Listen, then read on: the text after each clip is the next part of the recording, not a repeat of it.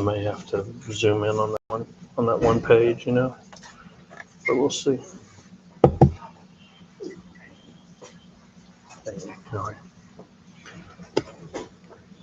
All right, guys, this is the same information that you saw at the August board workshop.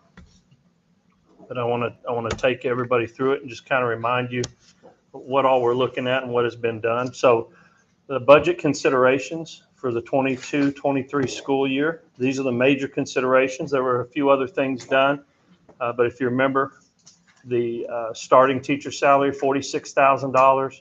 Provide the salary increase for teachers and nurses. That's the $1,000 plus the step. And we've been doing that for quite a while now. Welcome back Cardinal incentive of $1,000. That's for the 23-24 school year. And our fall incentive, other salary increases at 4% of midpoint. Paras, custodial, food service workers, the 4% of midpoint plus the 75 cents an hour. There's a pretty substantial increase in utilities and insurance, as you're well aware of, especially on the insurance side. Increase in some stipends, starting bus driver pay at $17.50 an hour. I will say all of our bus drivers make more than $17.50 an hour. This is for a brand new driver coming to us. Increase employee meal rates, breakfast, lunch, and dinner to $8, $12, and $15. A new assistant principal for CTE and instruction at the middle school and high school. And we have several new teaching and para positions, and also increase to food service and custodial staff. So again, second or third time you guys have seen this, the M&O tax rate was compressed at just over 86 cents, 8656.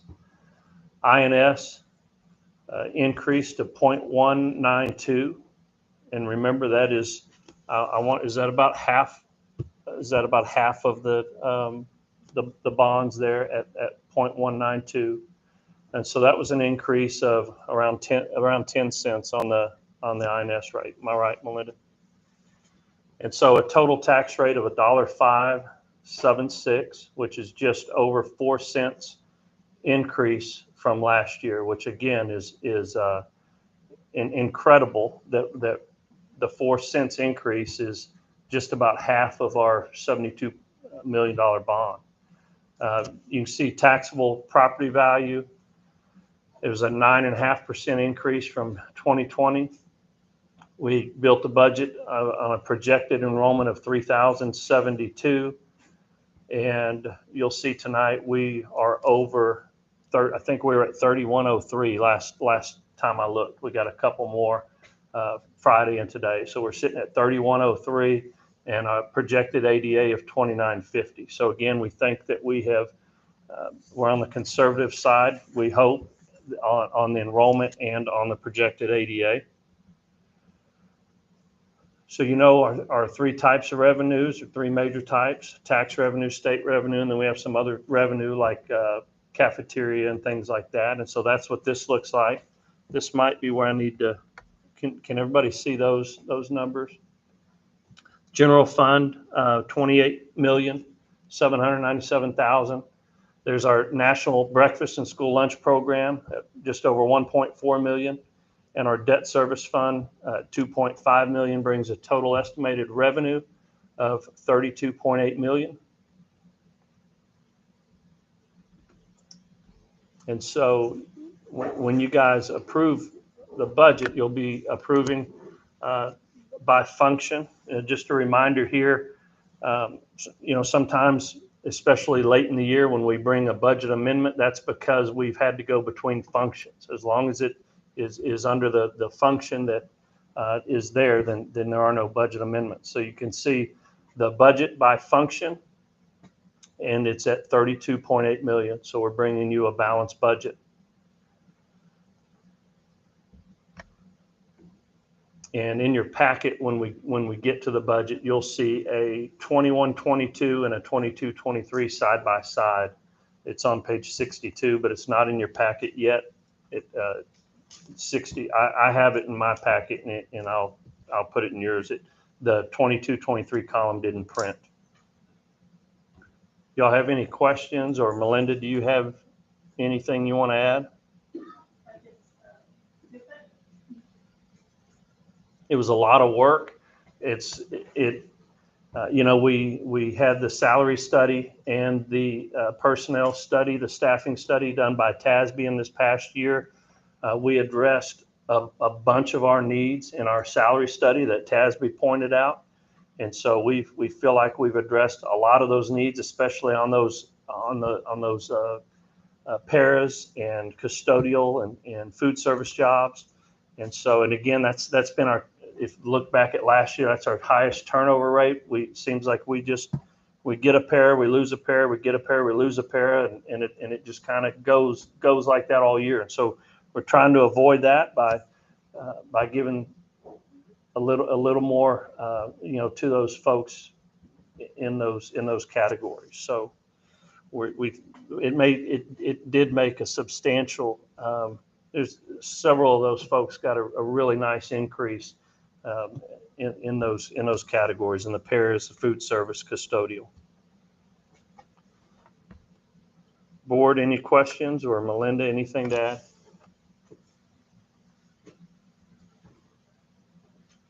Put that back up there, please. Security and monitoring. That's increased a bunch over the last few years, hasn't it? Yes. Is that all the different security stuff that we're doing, starting to even? Some of that is personnel in that. Okay, so there is some? Okay. so that's an extra officer. Oh, that's where our officers are? Okay. Or is all of it in there? So the officers are there, but yes, we have done and continue to look at several improvements in security, and I'm sure we'll talk about a little bit of that tonight. Some of our summer requirements that we've already met, and some things that to look forward to as we move down the road. But yes.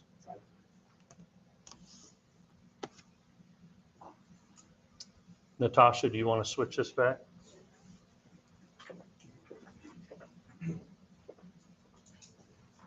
If not any further discussion, then we will adjourn the public meeting and go into our routine business meeting.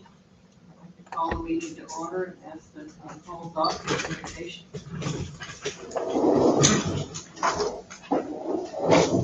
Let us pray. Dear Heavenly Father, we give you thanks for the success of this beginning of the new year. We pray for everybody who is working in the district to educate our kids and make them safe. We pray for those in our district who are suffering in any way, challenges or loss. We ask that you guide us this night again to do the work of this district and to do it in a way that is productive and caring for all people, and do it under your guidance. And all these things we pray in Jesus' name. Amen. Pledge allegiance to the flag of the United States of America and to the republic for which it stands, one nation, under God, indivisible, with liberty and justice for all. Honor the Texas flag. I pledge allegiance to thee, Texas, one state, under God, one and indivisible.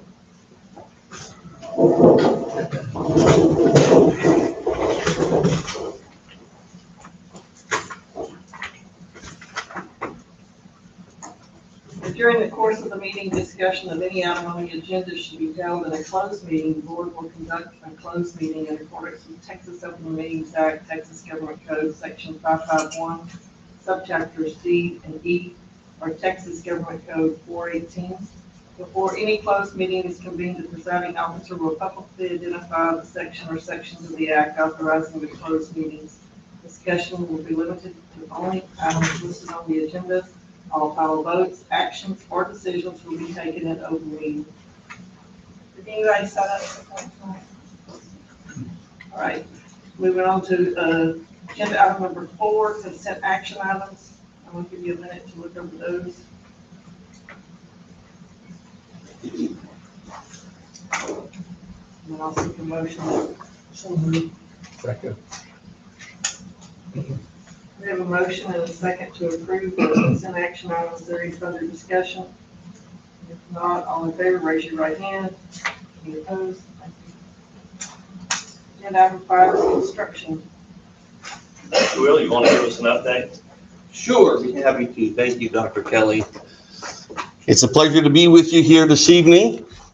Just to give you a quick update on both the elementary addition here behind us and where our bond projects are standing at. We've been working hard over the summertime with G&G Construction. If you look outside there, it may not look like there's many things going on, but all the work that's been done is really underground. They have been busy installing storm sewers, water piping, conduits, things of that nature to prepare for the new building addition there.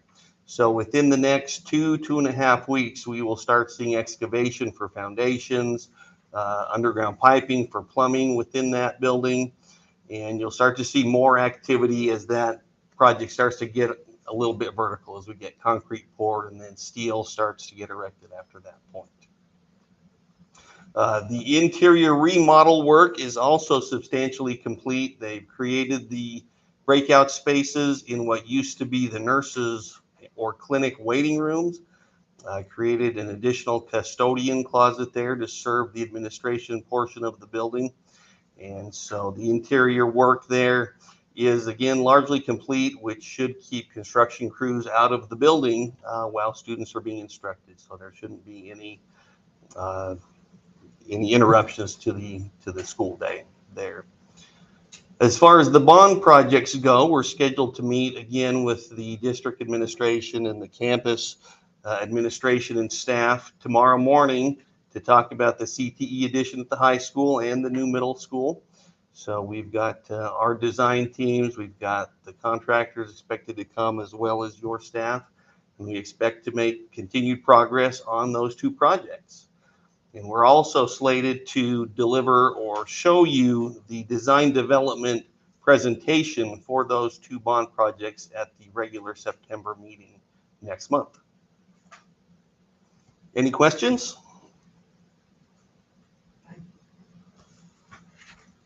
You're welcome. Thank you. You want to take one of those and pass it? This is from G&G. I received this afternoon. If you'll go down to the 1, 2, 3, 4, 5, about 6 from the bottom, on the left-hand column it says relocate fiber optic. Follow that over, you see that dotted line that shows where we're at right now. So 8/26 is when they should be completing that, and then select fill and drill piers 8/29 to 9/9, underground plumbing and electrical from September 12th through the 16th, and then you can see form and set rebar September 19th through 23rd, pour the slab September 26th, and then remove the forms October 3rd and start going vertical. So that's the plan. As Will said, there's been a lot of stuff underground that a lot was foreseen and some was unforeseen. So a couple things we had to move, but all that to say, we're waiting on the steel package anyway. Am I correct? So even if everything was done and the pad was there, we're waiting on the steel package. So in the grand scheme of things, it's not going to set us back any at this point. G&G still feels very comfortable and confident that they'll hit the schedule we've talked about, and we'll be in there next school year when you start.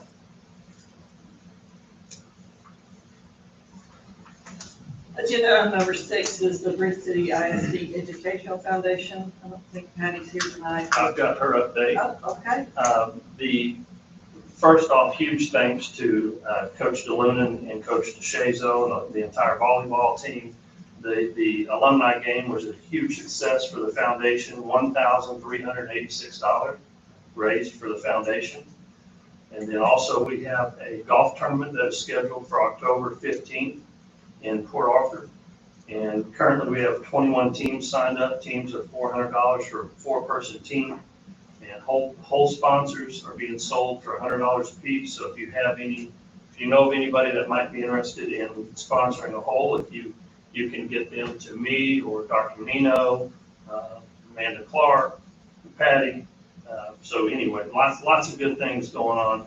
the foundation right now. And the foundation, I think we may have talked about this, but we are partnering with the foundation, for our mini grants. So now our mini grants that have been the district in the past, we're partnering with the foundation and hoping that we'll be able to award more of those mini grants and make a bigger difference for our students and our kids.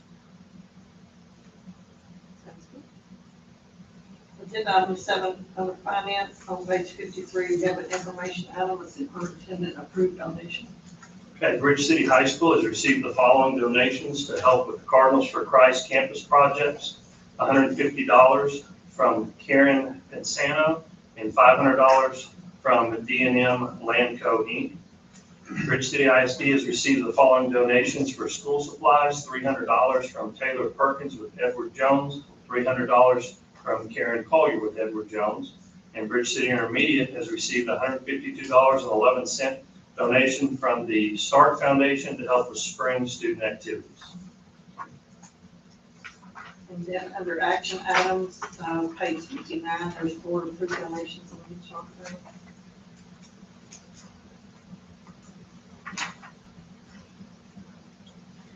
Bridge City ISD has received $625 in school supplies from Total Care Medical Center for students at Bridge City ISD.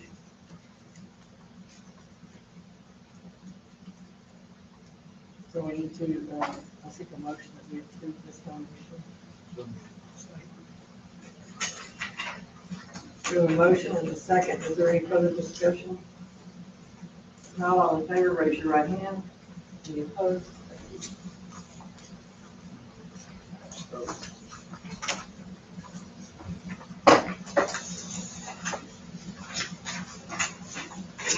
So that's page 62 I was telling you.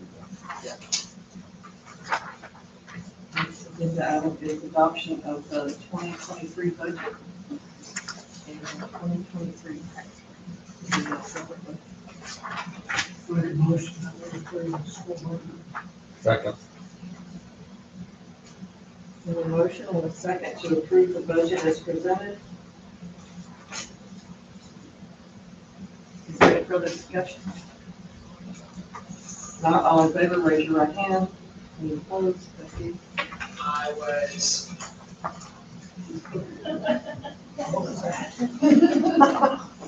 And then we wanted, the next item is to adopt the tax rate, the 2022 tax rate. Second. A motion and a second to approve the tax rate as presented. Any further discussion? Not all in favor, raise your right hand. Any opposed? Moving right along on agenda 8, item number 8 is information item discussion and possible approval to amend Bridge City's mission statement on page 67. Okay, so this is just a first reading. I wanted to bring something by you. Our local policy, AE local, our educational philosophy and mission statement. The Texas Education Code, section 11.1511 requires that the board adopt a vision statement. Bridge City ISD's vision statement is adopted as a mission statement in our policy, AE local. Due to misinterpretation, I'm recommending revision of the mission statement. When the board adopted the mission statement in 2002, the intent was to describe the district as forward-thinking and innovative. However, in recent years, the term progressive has been associated with political ideology. It's not the intent of Bridge City ISD to identify with any political leaning, and as such, the proposed revision removes the term progressive and replaces it with innovative in order to appropriately describe Bridge City ISD. Again, its local policy has been reviewed and revised with assistance from TASB Policy Services. And this policy, again, it's just discussion now, but would be brought to you for approval at another meeting. Next, under action items, we have some TASB policy updates, a second reading.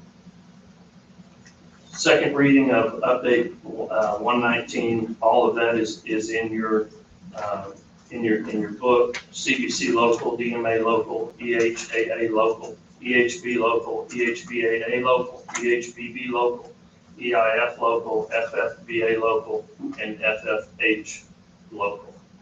And this is the second time that we've looked at that list of policies.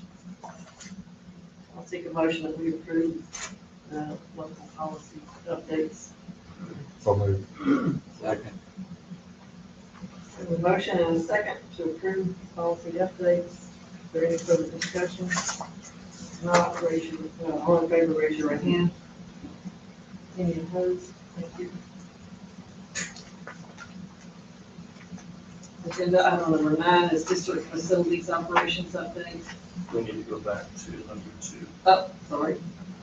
We have a second reading for another local policy. DEC local and EIC local, those were the ones I presented at the August board workshop. The DEC local had to do with league, with retiring teachers. And then EIC local was the change to the class rank system that I think Tim and Grady presented back in the spring. And that has all been run through the policy, and so, again, it's a second reading on that as well. I'll take a motion to approve that local update. So moved. Second. We have a motion and a second. Is there any further discussion? All in favor, raise your right hand. Any opposed? Now we go to the district facilities operations update. Okay, I've got Joseph's update here for us tonight. You can see the band hall practice rooms. You remember those were needing new flooring. That new flooring has been installed. That is complete. That was damaged from Hurricane Laura. The 22-23 bus routes have improved since first 3 days of schools. We knew they would, but they're all, I think he said today, the latest bus is getting in before 5 o'clock. So they're doing a great job. Their exterior doors are in the process of being numbered for security purposes. So we've gone around, checked every exterior door, making sure that they're locking, making sure that they're latching. We did find a few areas that have been fixed, and a couple we're awaiting some pieces too. But we will have all that done shortly. But again, now we're numbering all of our entrances, exits, putting letters and numbers up there. So for our own safety and security, for our own officers, but also if BCPD or someone else is responding, we can say, go to B1 or whatever it might be. So we're in the middle of doing all that. And then you can see all the district work orders, admin work orders, and work orders by campus since the beginning of the school year.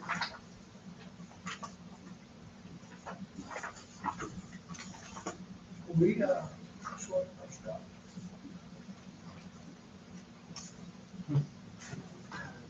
We are shorter than we would like, but we're getting the job done.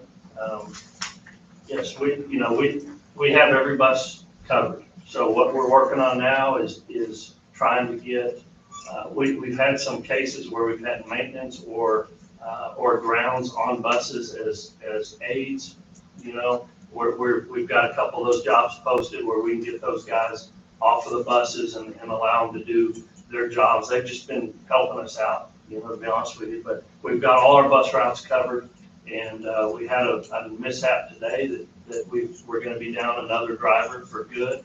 But we've got that bus. It's already covered. We're shorter than we'd like to be. Joseph does a great job making it work, but that's what he's doing. He's making it work. He's driving. Rebecca will be driving. So. Yeah, and we've got others, I'm sure, that'll be driving, but we do have all of our routes covered, and we'll get kids to and from school. We'll get it done, or he'll get it done. Agenda item number 10 is HR personnel report, district safety update by Dr. Mendenhall. Yes, really, I'm going to talk briefly, and then Chief Hargrave is going to come up and give a little update on his department too, so you all kind of know what he and his team have done. In your hands, you have a flyer that lists seven big things Here you go, Mark, I'll give you mine. I got one. Okay. Lists 7 big tasks that we were required to do by the state this summer. We have to submit them by September the 9th, submit our completion of them. So I wanted to update you on those. The staff has worked very hard. Joseph and his team walked every facility, as Dr. Kelly was telling you just a minute ago, to check the doors to see, they timed each exit door to see how long it takes to close, checked the hinges and different things on it. That is actually number 2 on your list, and it's completed. We're in the process right now with campus principal help. They are submitting a targeted partial safety audit, their eyes with their administrative team. So that's due in the next week or so by the campuses so that we can aggregate that information and then develop an action plan if we identify any areas that they think are safety issues on their campus.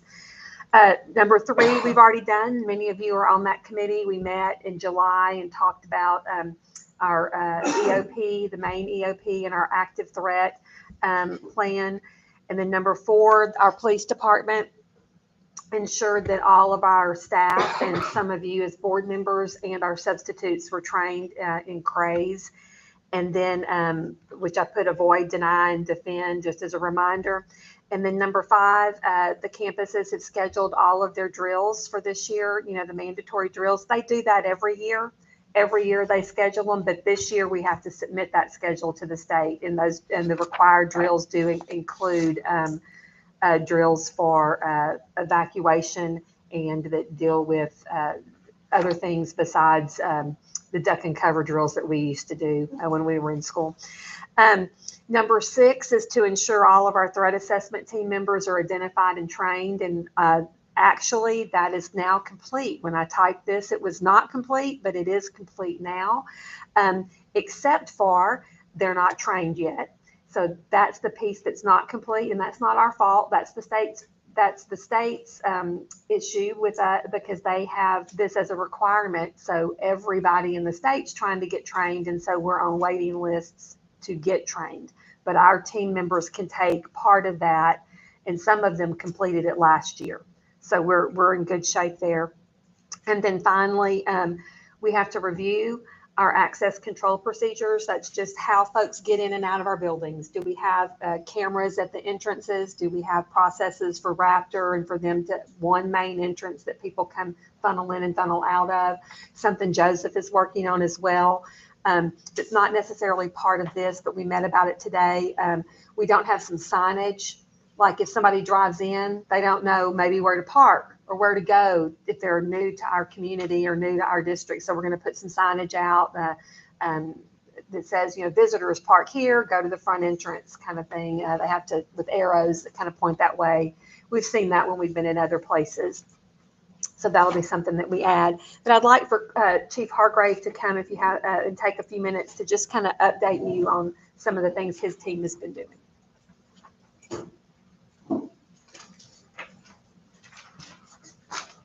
Good evening. I'll try not to take more than 2 hours. Hello to the board, Dr. Kelly, all the administrators here and the audience. If you don't know who I am, my name is Cliff Hargrave, and I'm the police chief of the School District Police Department. So I have all intentions of giving an end of the year report to the board. So I thought tonight I would give a beginning of the year report so you'd have a benchmark to kind of look at. Who we are and what we do. I'm going to touch a little bit on what we've already done, what we've accomplished, and what we have plans for in the future. So why are we here? Our number one goal is the safety and security of the students, the staff, and the property. That everything else is peripheral, in my opinion, because that's our number one goal, is to keep everybody safe. We prevent, we suppress, and we investigate any criminal acts that are brought to our attention. We can issue citations and make arrests when it's warranted. We are liaisons between ourselves and the other agencies, such as Britt City PD and the Sheriff's Office and the fire departments and those other kind of first responders. We testify in court when we're needed. We are visible presence just for everyone's peace of mind, which I think lately I've been getting just incredible feedback in front of the elementary from parents and things. Just seeing us makes them feel good. And we also assist the criminal justice program at the high school when it's needed. And in our day-to-day operations, we try to engage as many students as we can to kind of break down any barrier they may have between law enforcement and themselves. So an introduction, I don't like talking about myself, so I'm going to talk about my officers. The first officer I hired in March is Tim Talbert. He is a Bridge City graduate. He was a Bridge City officer for many years, was a patrol sergeant. He went to the sheriff's office, became a lieutenant over their entire patrol division. He supervised 20 officers and 9 dispatchers. He is SWAT trained, SWAT team leader, sniper, police instructor, master peace officer. He's everything you could want. He's a good friend of mine. I'm really lucky to have him on board. The next guy I hired was Don Harmon. Don Harmon was a military MP, was a career law enforcement officer at the sheriff's office. He was a patrol of narcotics. He was a captain over their support division, over record keeping, over transport division, and was captain over the jail with 80 employees and 250 inmates. Kept the jail at the A-rated status on the state rankings the entire time he was there. He's also SWAT. He was a SWAT commander, SWAT trainer. He's a police instructor. He's a master peace officer also. I just can't explain how happy I am that I was able to convince them into coming to work for me, because they're awesome. I've known a lot of cops in my years, and I trust those guys explicitly. So myself, I've been around a long time. I worked at the sheriff's office for 6 years, left as a lieutenant over criminal investigation, went to Orange PD, stayed there 25 years.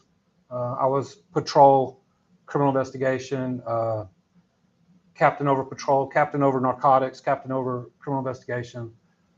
Left there, retired, went to the sheriff's office for 4 more years to take over their criminal investigation division. They had some issues and fix some things there. Retired a second time, couldn't stay retired. I ended up doing contract security for the U.S. Marshals. Did that for a while till this opened up, and I just decided I wanted to stay home. So this seemed like a good gig. So I'm very grateful that I'm working here. It's been the best job I've had. I'll tell you right now, this is the best job I've ever had. So that's us. What have we done? First thing I noticed when we got here is we had no RMS. RMS is a report management system. That is basically software that records everything we do. I wanted a way to, if anyone ever asked, if a board member or Dr. Kelly or somebody wanted to know, what did we do yesterday? I wanted to be able to pull it up and show you this is what each of us did. It's also a way to keep track of reports from the initial report all the way through the follow-up to if it gets filed with the DA's office to what the final disposition is. So the system is really amazing what it does. We also, we used to rely on Bridge City Police Department to run all our statewide license plates and wanted checks and all that.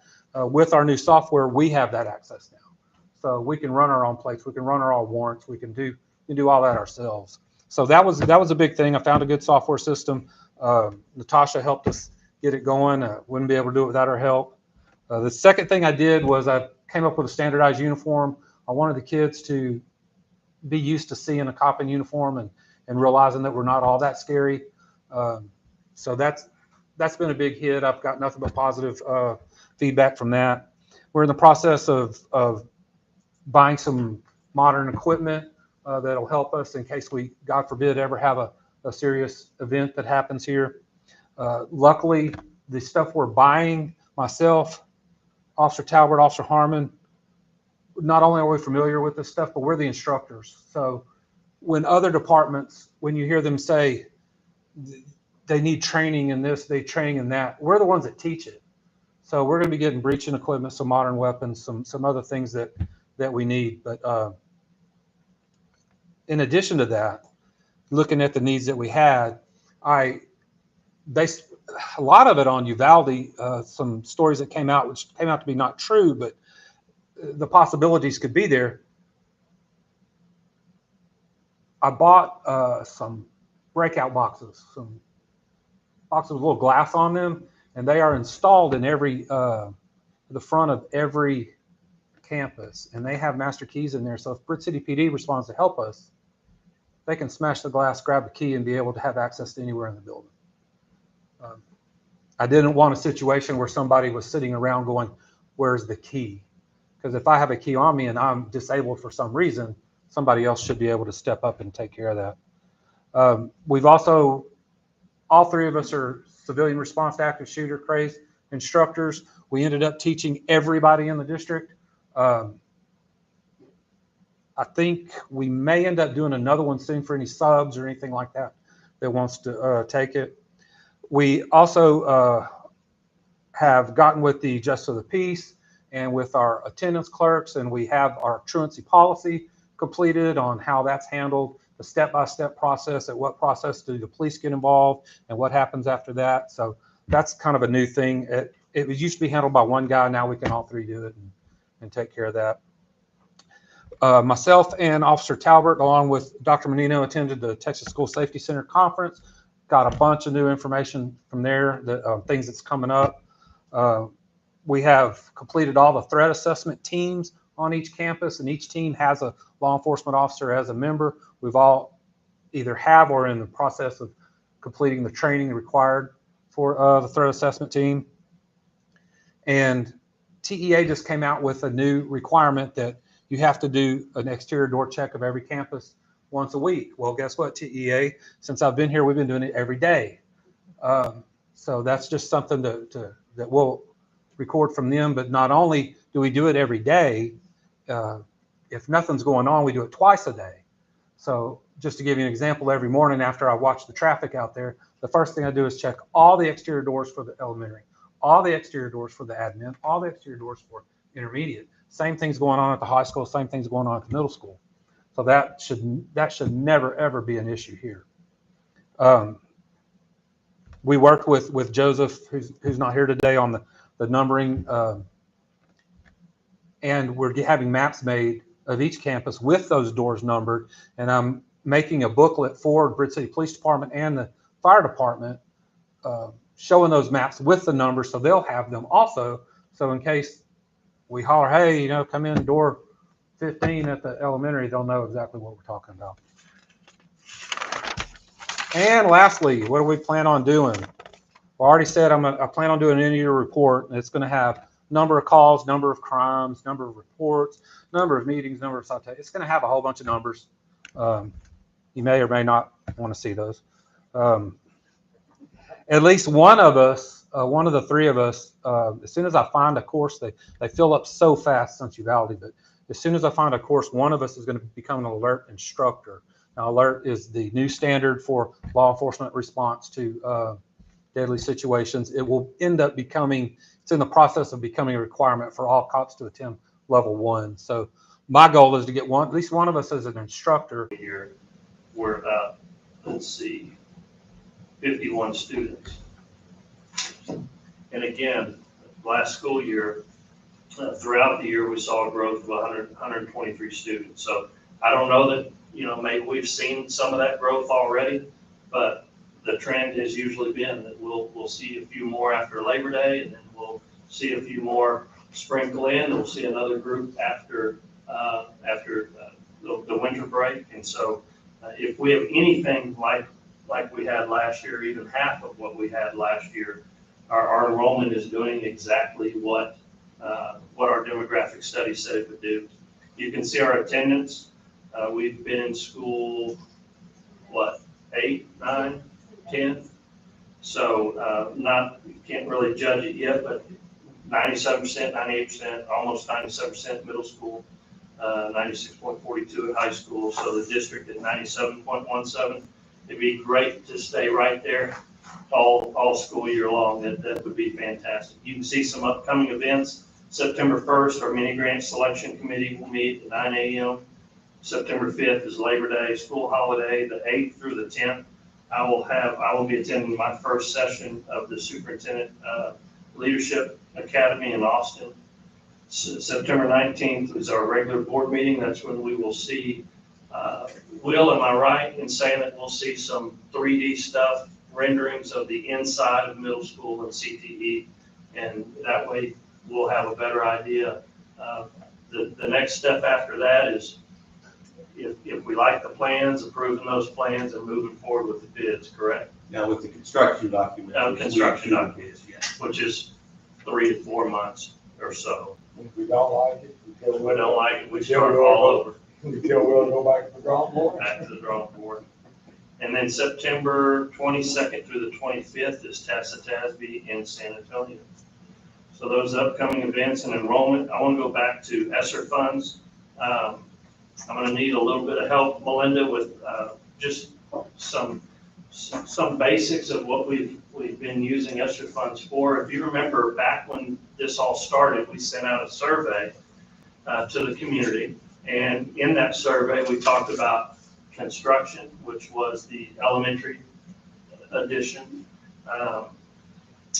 We've done some things with some of our social emotional stuff that has come from these ESSER funds. It's a lot about lowering class sizes, transportation. We've got buses in those. You're asking about bus drivers a minute ago. Right now we have 77 passenger buses. We're in a slow transition. It's nothing crazy, but when we do need a new bus, we're moving to 84 passenger buses. Just because we do have 3 or 4 bus routes that sit there at the 75, 76, 77, and even 80 that we leave students at school and come back to. And so if we're not getting more drivers, which we're trying, we've got 7 signs that have just been delivered that have all our information, our starting salary for bus drivers. We're going to put those at each entrance of our football stadium. We'll have one over here at the little T where you come into the intermediate. You either turn right to the intermediate or left to the elementary over here. We'll have one on our fence outside the bus barn. We'll have a couple on buses that we move around the district. So we're putting it out there, and we're very, very competitive with our salary there. It's just everybody's in the same boat. But the bottom line is, if we're not getting more drivers and we are getting more students, we've got to figure out a way. So that's one of the things we're doing, is we're in a slow transition to 84 passenger buses. And I believe the next one we get with ESSER funds will be the 3rd. Am I correct? The 3rd one on order. We haven't received any, but it'll be the 3rd 84 that's headed this direction. So what else about ESSER funds? We have a little bit of payroll budgeted in there for a couple of positions and stuff, but that's about it, mainly construction. So, one of the things, again, that is important that we do is that we spend those funds in a way that, and again, it stems from our very first survey to the community. How would you guys like to see these funds spent? And so that's what we've been working on really for 2 years, is closing those learning gaps, lowering class sizes. That's where one of our a new position with CTE and instruction at the high school, middle school. That's an ESSER funded position. So those are some of the things that we're currently doing with ESSER funds. Do you have any questions about ESSER or better ways that we could spend that money? Melinda, anything else on ESSER? We have to do quite a bit of reporting with it to the TA. So it's a grant that keeps us busy.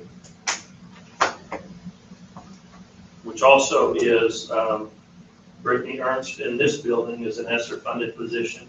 And a lot of it is overseeing ESSER and how we are, keeping track of that. So she's working a lot with grants and things like that, as well as payroll and some other stuff. So She's actually attending a training next month at Region 5. y'all have any questions of me? I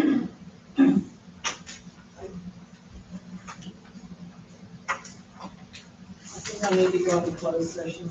We need to go. It'll be quick, but we do need to go. And agenda item number 12, we're going to closed session for 3 moments. So we noted that it is 6:50.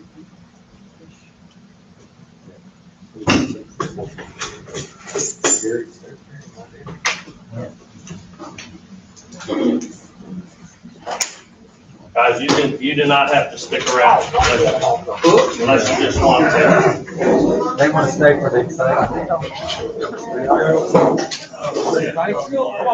on.